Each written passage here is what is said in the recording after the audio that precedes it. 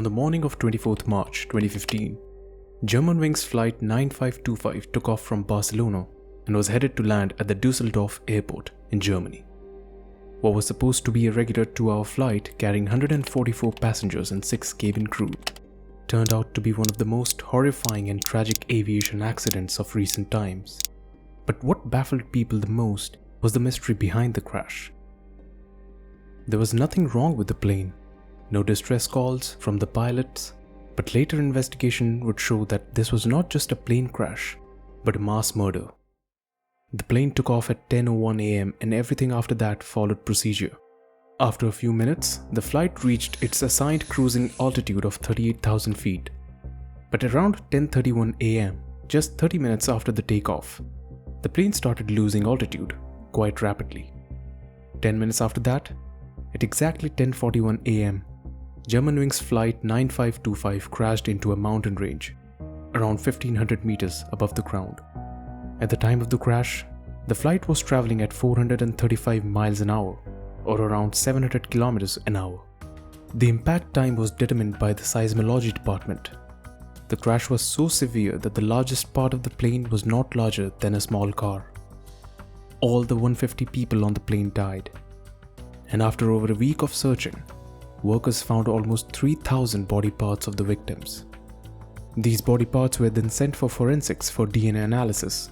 The entire matching of DNA with their family members took more than 4 long months, and it was a tragedy of unprecedented scale, an event that shook the world. But the worst of the crash was yet to come. Investigating the crash site was just as important as it was difficult. People wanted to know what made the plane crash into a mountain and why there was no distress call from the cockpit. Some thought it could be a malfunction in the cabin pressure, resulting in people on the flight losing consciousness. Some suspected foul play. But after stitching every piece of information and clue together, the actual reason behind the crime was unmasked. The plane was piloted by 2 pilots. The pilot in command, Patrick Sodenheimer, with over 6,000 flying hours of experience, and Andreas Lubitz, the co-pilot who had just joined Germanwings 2 years before the incident, with 630 flying hours under his name. The investigation revealed that it was Andreas Lubitz, the 27-year-old co-pilot, who turned this passenger-filled flight into a missile and crashed it into the mountain. Naturally, the next question that came to mind is why? Why would a young pilot with his entire life ahead of him and a promising career would do such a horrible thing? The answer, as it was revealed later, was fear. Lubitz was born on 18th December in 1987. He always wanted to be a pilot and trained accordingly. He was accepted into the Lufthansa training program after high school and soon started his flight training school in Bremen, Germany. But it was this time when he was hit with a severe bout of depression, so severe that he had to be hospitalized. After continuing treatment, Lubitz then moved to the States to resume his training. In 2011, Lubitz started working as a flight attendant for Lufthansa while he resumed his training to become a pilot. In June of 2014, he finally joined Germanwings as first officer. It was in 2014 when the severe bouts of depression returned. A few months later, and a few weeks before the crash, Lubitz was seeing around 6 doctors. He was prescribed multiple medicines to alleviate his depressive symptoms. These drugs take a toll on the person's functionality, both mental and physical. The doctors gave Lubitz a not fit for work notice which he was required to present to his employers, but he did not. This is where we get another hint, and perhaps we can understand the reason why Lubitz did what he did. Back when Lubitz first started experiencing his depressive symptoms, his medications led to a decline in his mental health and physical health.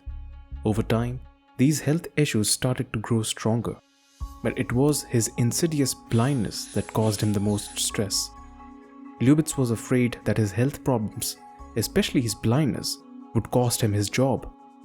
He had always wanted to be a pilot, and slowly, it was all slipping away from it. The doctor's notice of not fit for work was the final nail on the coffin. He knew that sooner or later, people would find out about his condition and he would be deemed unfit for being a pilot. The returning bouts of depression did not help either. This is when he started to plan something. In an interview to Bild, His ex-girlfriend stated that he was plagued with nightmares, often waking up in the middle of the night and screaming, "We're going down." After the crash, investigators went through Lubitz's computer and found many things that indicated what he had planned. Wohnanschrift in Düsseldorf konnte darüber hinaus ein sogenanntes Tablet sichergestellt und bereits ausgewertet werden. Danach hat sich der Nutzer zum einen mit medizinischen Behandlungsmethoden befasst, zum anderen über Arten und Umsetzungsmöglichkeiten einer Selbsttötung informiert. An mindestens einem Tag hat sich der Betreffende darüber hinaus über mehrere Minuten mit Suchbegriffen über Cockpit-Türen und deren Sicherheitsvorkehrungen auseinandergesetzt. But on March 24th, while on the flight to Düsseldorf, perhaps it was another bout of depression that made him do what he did.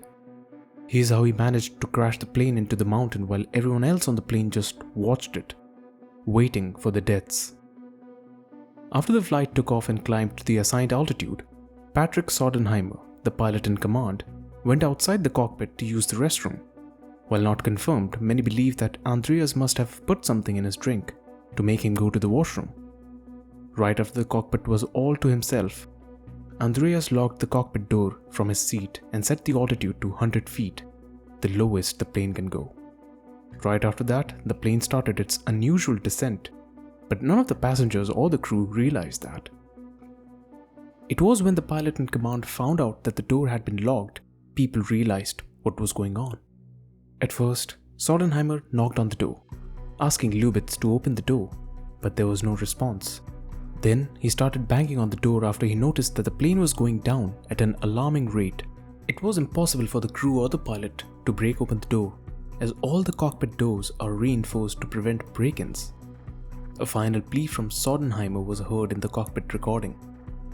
"For God's sake, open the door." But there was no answer. For around 10 minutes, the passengers and the crew just sat and panicked, knowing what was going to happen. I cannot imagine the horror of the scene. Children, parents, friends, colleagues, all terrified, knowing that any moment the plane is going to crash. Finally, at 10:41 a.m., the plane crashed into the mountain. All the passengers perished. At first, investigators assumed that Lubitz might have passed out in the cockpit, but the cockpit recording and the recording from the black box revealed that that was not the case. Here's the black box recording moments before the crash.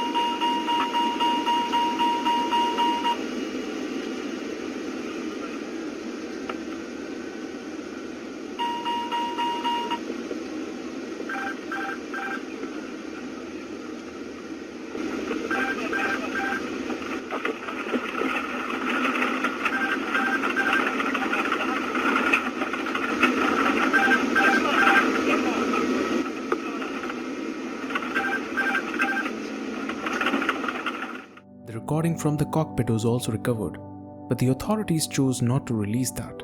We already know what happened in the flight. There was no point of listening to the screams of people, especially by their family members. A very conflicting question still remains till date.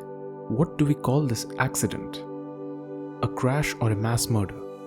Lubitz did commit murder if he crashed the plane knowingly. What would you call it? Let me know in the comment section.